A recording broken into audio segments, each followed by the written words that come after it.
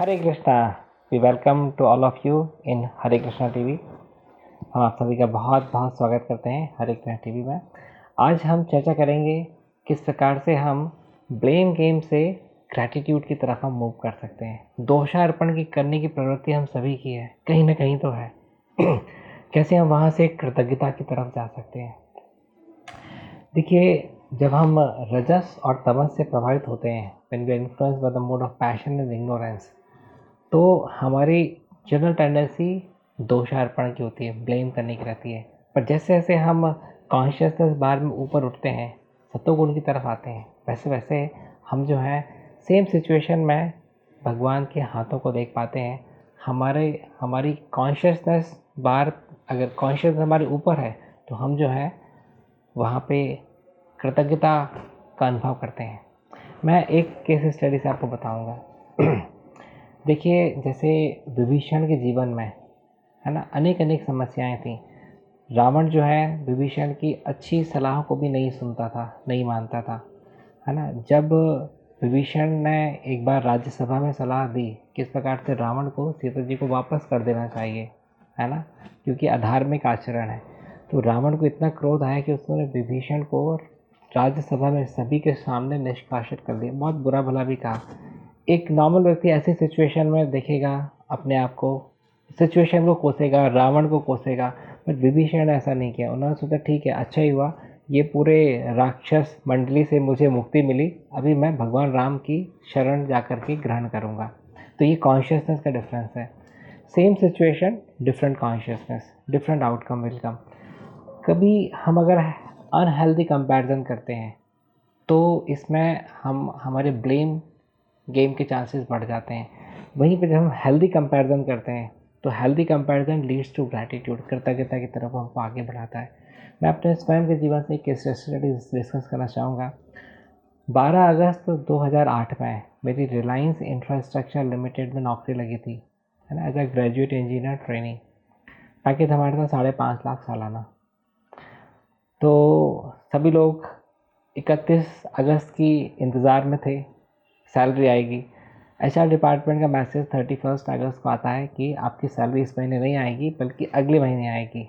सभी लोग निराश, कोई दिक्कत नहीं, सैलरी कटी नहीं है, नेक्स्ट मंथ सितंबर में अगस्त के ऐड होकर के आ जाएगी। अभी 25 सितंबर, 26 सितंबर, 27, 28, 29, 30 सितंबर सभी को तो सैलरी की प्रतीक्षा थी। अब 30 सितंबर को मैं और मेरे 3 मित्रों ने कैलकुलेट किया था कि अगर हमने एक भी अपसेंट नहीं की है तो हमारी सैलरी जो है वो 60,000 रुपीज़ बनने वाली है। We very nicely calculated it. 1 सितंबर को सभी लोग प्रतीक्षा में सैलरी की। अब उस समय मेरा थोड़ा सा चंचल स्वभाव था, तो मेरा दिमाग थोड़ा चला और मैंने क्या किया, मैंने अपने पहले मित्र को पूछा कि क्या आप मुझे फ़ोन दे सकते हैं, घर में बात करनी है। रिलायंस ने सैलरी तो दी नहीं, मेरा बैलेंस ख़त्म हो गया। मित्र था तो तुरंत ही उसने अपना फ़ोन निकाल करके मुझे दिया और मैंने क्या किया, मैंने मेरा ही नंबर उसके मोबाइल में आईसीआईसीआई बैंक के नाम से सेव कर दिया। हमारा सैलरी अकाउंट आईसीआईसीआई बैंक में था, तो उसको तो पता नहीं लगा क्योंकि नंबर तो लोग वैसे याद नहीं रखते हैं, है ना। और मैंने थोड़ी देर बाद उसको दे देखा, घर में बात हो गई। ऐसा ही मैंने दूसरे और तीसरे मित्र के साथ किया, उनका मोबाइल लिया, मेरा नंबर उनके मोबाइल में आईसीआईसीआई बैंक के नाम से सेव कर दिया। अब कहानी हो जाएगी सुपर इंटरेस्टिंग। क्यों? क्योंकि 1 तारीख हो चुकी है। सुबह 6 बजे मैं मेरे ही मोबाइल से एक कस्टमाइज मैसेज होता है बैंक की तरफ से आता है, उस प्रकार से मैसेज मैं भेज रहा हूँ। अब जिस जिस पहले मित्र को मैं मैसेज भेज रहा हूँ उसके पास में मैसेज तो आईसीआईसीआई बैंक के नाम से आएगा। मैंने मैसेज किया, dear sir, your account has been credited with 60,000 rupees. उसकी खुशी का तो कोई ठिकाने नहीं रहा, सबको दिखाना शुरू कर दिया, देखो मेरी सैलरी आ गई, मेरी सैलरी आ गई, 60,000 रुपीज़ आ गए। अब बाकी मित्र जो है सोच रहे हैं हमारी सैलरी नहीं है, मोबाइल रीस्टार्ट कर रहे हैं, कहीं कुछ कर रहे हैं। इतनी देर में मैंने दूसरे मित्र को मैसेज भेजा, dear sir, your account has been credited with 65,000 rupees. तो ये 65,000 देख के तो बहुत ही खुश हो गया। और जो भी 60,000 जिसकी सैलरी आई थी, पहला मित्र, वो जो 7वें आसमान पे चल रहा था, वो एकदम निराश हो गया, जैसे उसके अकाउंट से किसी ने 5,000 रुपये निकाल लिए हो। हाँ, और ये 65,000 वाला एकदम 7वें आसमान पे। अब मैंने ही तीसरा मैसेज भेजा तीसरे मित्र को, dear sir, your account has been credited with 70,000 rupees. अभी 65 वाला भी परेशान हो, 60 वाला भी परेशान हो, 70 वाला सातवें आसमान पे है वो दिखा देखो 70,000 रुपीज़। अभी 65 वाले को ऐसा लग रहा है जैसे किसी ने 5,000 निकाल लिया हो, 60 वाले को ऐसा लग रहा है जैसे उसके अकाउंट से किसी ने 10,000 निकाल दिया हो, है ना। अब मुझे लगा कि ज़्यादा इनके इमोशन से खेलना अच्छा नहीं है। मैंने कहा ज़रा देखिए तो कि मैसेज किसके मोबाइल से आ रहे, ज़रा कॉल करके देखिए। जैसे उन्होंने कॉल किया तो मेरा मोबाइल बचा, तो समझ गए कि मैंने उनके साथ पर ट्रिक किया, उनको चीट किया है, अपना नंबर उनके मोबाइल में ICICI बैंक के नाम से फीड करके। तो तीनों मुझे पीटने के लिए दौड़े। मैंने कहा पीटना पीट लेना, पर बहुत इंपॉर्टेंट लेसन देने वाला हूँ, बैठ जाओ। उन लोगों को बैठाना, मैंने चर्चा किया कि हमने चर्चा की थी ना एक दिन पहले कि हमने अगर फुल अटेंडेंस दी है तो हमारे 60,000 रुपीज़ बनने वाले हैं। तो 60 वाले को कहा तुम्हारे जब 60 आए थे तुम बहुत प्रसन्न थे, तुमको दुख क्यों हुआ अगर दूसरे के पास 65 आ गए। और 65 वाले से तो और भी प्रश्न पूछा कि तुमको किस बात का दुख हुआ, तुम्हारे तो 5 ऑलरेडी ज़्यादा आए थे। तो उन दोनों को एक चीज़ समझ में आई कि बेसिकली अगर अनहेल्दी कंपैरिजन के जोन में जाते हैं तो हमारे पास क्या है वो उतना मैटर नहीं करता, क्या नहीं है वो ज़्यादा मैटर करता है ना। There is enough in this world for everyone's need but not for a single person's greed. ये बहुत इंपॉर्टेंट स्टेटमेंट है। तो हमको भी देखना चाहिए कि हमारी ज़रूरतों के हिसाब से तो कई बार हमको, है ना, भगवान से बहुत कुछ मिलता है, पर हम अनहेल्दी कंपैरिजन के जोन में जा कर के अपने पीस को, अपने मेंटल पीस को डिस्ट्रॉय कर देते हैं, है ना। सो इसलिए भगवत गीता में भगवान श्री कृष्ण 6 चैप्टर में बताते हैं कि uncontrolled mind is our greatest enemy and controlled mind is our best friend, है ना। इसी के संदर्भ में मुझे एक और स्टोरी याद आती है कि किस प्रकार से एक बार एक व्यक्ति जो अपने नेबर से, अपने पड़ोसी से हमेशा उसका झगड़ा रहता था, और उसी के जीवन में उसको एक चिराग मिलता है। उस चिराग को घिसता है साफ़ करने के लिए, तो उसमें से एक जिन्न निकल कर के आता है और जिन्न बोलता है आप जो भी मुझे आदेश देंगे मैं उसको पूरा करूँगा। तो बहुत खुश हो जाता है। पहले तो उसको विश्वास नहीं होता, तो बोलता है ठीक है, एक काम करो तुम मेरे लिए एक बाइक ले आओ, है ना। छोटी सी स्टार्ट करता है तो तुरंत ही वो बाइक आ जाती है, पर देखता है कि पड़ोसी के पास में 2 बाइक आ जाती हैं। तो बड़ा बड़ा ही आश्चर्य होता है कि ऐसा कैसे। तो जिन्न बोलता है कि हाँ मैं आपकी तो जो भी रिक्वायरमेंट है पूरी करूँगा, परंतु आपके पड़ोसी को उससे डबल दूंगा। अब चूंकि इसका तो पहले से ही झगड़ा था तो ये चीज़ उसको सहन नहीं होती। वो अपनी ख्वाहिशें पूरी करने के लिए अलग अलग चीज़ें जिन्न से मंगाता है, गाड़ी ले आओ, मेरे पास एक बंगला दे दो, बहुत कुछ। परंतु सारा का सारा डबल अमाउंट में उसके नेबर के पास जाता है, जिससे वो ईर्ष्या करता है। एक समय आने पे वो जिन्न से बोलता है कि तुम मेरी एक आँख फोड़ दो। क्यों? क्योंकि इसकी एक आँख फूटेगी तो पड़ोसी की 2 चली जाएंगी। So this is like the problem with envy, this is the problem with jealousy, है ना। तो कैसे हम अपने आप को कॉन्शियसनेस लैडर में अपग्रेड कर सकें, कैसे हम मूड ऑफ गुडनेस में रह सकें, ताकि ये जो लोअर मोड की जो प्रॉब्लम्स हैं ये हमको इन्फ्लुएंस ना करें, that is very important. Before a single drop, there is a heartbeat. At Haribol, that heartbeat is never traded for milk. Every cow and bull lives protected lifelong. This is ahimsa. This is kindness. This is devotion. Switch to Haribol Ahimsa A2 milk. देखिए, मैं एक और story आपके सामने लाता हूँ। Stories के माध्यम से हमको कंसेप्ट जो काफ़ी आसानी से समझने में हमारी खुद की आसानी होती है। एक बार एक ज़मींदार थे, बहुत बड़े ज़मींदार थे। उनको जनरली उतना एस्ट्रोलॉजी में विश्वास नहीं था, परंतु उन्हीं का जो मुनीम रहता है वो बोलता है कि एक बहुत ही बढ़िया एस्ट्रोलॉजर है, आपकी कुंडली देख कर के एग्जैक्टली बता देंगे कि क्या आपके भाग्य में लिखा है। अब ज़मींदार को तो वैसे ही विश्वास कम था एस्ट्रोलॉजी पे, फिर भी मुनीम के कहने पर जाते हैं, दिखाते हैं। तो ये जो एस्ट्रोलॉजर रहता है ये इनकी जब जन्म पत्रिका देखता है तो देख कर के बोलता है कि अरे आपकी कुंडली तो बहुत ही ख़राब है, आपको आप अपने स्वयं के पुत्र की मृत्यु जो है वो आपके सामने ही होगी, आपके पोते की मृत्यु भी आपके सामने ही होगी, आपके पड़ पोते की मृत्यु भी आपके सामने होगी, ऐसा इस प्रकार से वो बताता है। तो ये ज़मींदार बहुत ही कंफ्यूज हो जाता है और बोलता है मैं तो पहले ही एस्ट्रोलॉजी पर विश्वास नहीं था और इस एस्ट्रोलॉजर को हटाओ यहाँ से, है ना, ये कुछ नहीं जानता। इस प्रकार से उनका और दिमाग ख़राब हो जाता है और वो वापस आ जाते हैं। तो 5-6 महीने साल भर निकल जाते हैं। उसके बाद तो उन्हीं के गांव में एक और दूसरा एस्ट्रोलॉजर आता है, और जब तक ये पुरानी घटना तो वैसे ही भूल चुके रहते हैं। फिर से मुनि बोलता है कि एक बहुत ही महान एस्ट्रोलॉजर है, इनसे जो है आपको परिचय, आपको मिलना चाहिए, संपर्क साधना चाहिए। ये जो सेकंड एस्ट्रोलॉजर था ये बहुत ही पॉजिटिव माइंडेड था, बहुत ही बोर्ड ऑफ गुडनेस में था।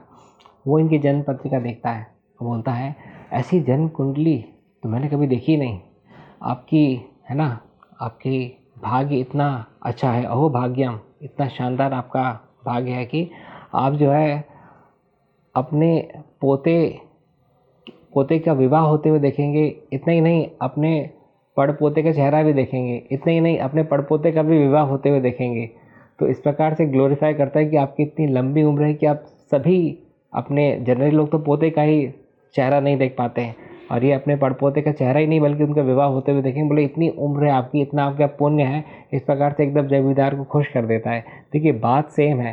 पहले एस्ट्रोलॉजर ने मृत्यु को पॉइंट ऑफ रेफरेंस लेते हुए बात की थी, दूसरे एस्ट्रोलॉजर ने उसकी प्रसन्नता, उनकी पड़पोते की शादी, इस सब चीज़ों को पॉइंट ऑफ रेफरेंस लेते हुए बात किया। Communication matters a lot. जब हम लोअर मोड्स में रहते हैं तो हमारा कम्युनिकेशन जो है वो गड़बड़ा जाता है। जब हायर मोड में रहते हैं तो सेम चीज़ को हम ज़्यादा अच्छे से कम्युनिकेट कर सकते हैं। मेरे एक मित्र थे, कोई भी चीज़ मैं बोलता था तो सबसे पहला आंसर उनका नहीं निकलता था, भले हाँ ही, भले उसमें हाँ ही भरने, हामी ही क्यों ना भरने वाले, बट स्टिल। दूसरे एक मित्र थे जिनका आंसर हमेशा हाँ करके निकलता था, भले ही ना ही क्यों ना करना। तो it's very important how are we communicating. Secondly, challenging situation हम सभी के जीवन में आती हैं, आती थी, आती हैं, आती रहेंगी। एक बहुत ही अच्छी केस स्टडी मारवन अट्टापुट्टू, जो कि श्रीलंका के 1990s के बैट्समैन, उनके जीवन से हमको मिलती है। ये इतनी प्रेरणादायक स्टोरी है कि मैं इसको काफ़ी जब भी कभी स्टूडेंट्स वगैरह के साथ भी मिलता हूँ जो कि ज़्यादातर फेलियर्स को मीट करते हैं, उनके साथ में मैं चर्चा करता हूँ। Mervyn Atapattu domestic cricket Sri Lanka में बहुत ही अव्वल परफॉर्मेंस था उनका। श्रीलंका में जो डोमेस्टिक क्रिकेट में उनकी हमेशा न्यूज़ आती रहती थी, तो इस कारण से, पर उनको इंटरनेशनल प्लेटफॉर्म पे खेलने का मौका नहीं मिल पा रहा था, तो इससे वो थोड़े से हताश भी थे। कोई भी क्रिकेटर जो इसका डोमेस्टिक परफॉर्मेंस बहुत अच्छा रहता है, ही always aspires for the international cricket. तो उनके पास में जब पहली इंटरनेशनल कॉल आती है टेस्ट मैच की, ही was very excited, the family was also very excited. परंतु पहली इनिंग 0, दूसरी इनिंग 0, पूरा जोश जो है वो ठंडा पड़ जाता है, उदास हो जाते हैं परिवार वाले भी। परंतु अट्टापट्टू जानते हैं कि कोई बात नहीं, कभी क्रिकेट में ऐसा हो सकता है। 21 महीने तक उनको जो है वो बेंच पे बिठा दिया जाता है। हाँ, पर 21 महीने तक अपनी प्रैक्टिस तो बंद नहीं करते, डोमेस्टिक क्रिकेट में फिर से अपना परफॉर्मेंस बढ़िया देते हैं। फिर से 21 महीने बाद जब कॉल आती है, every one was excited, family members specially, कि अभी तो इनका परफॉर्मेंस अच्छा होगा।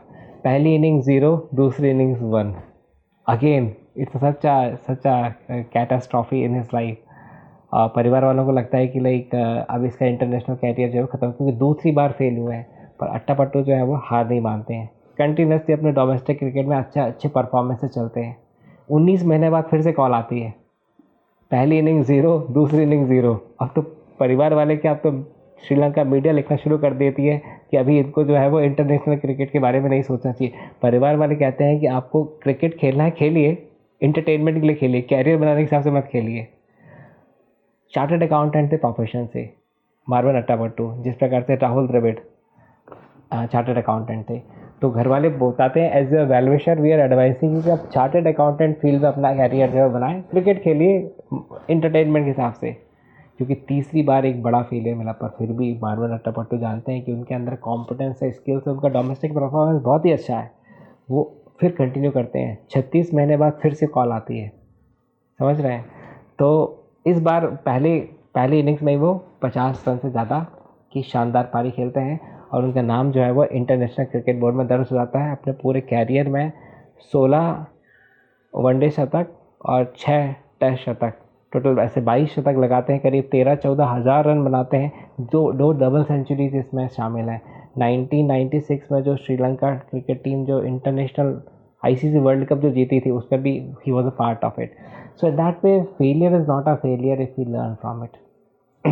Moving from failure to failure without the loss of enthusiasm is the sign of a mature person.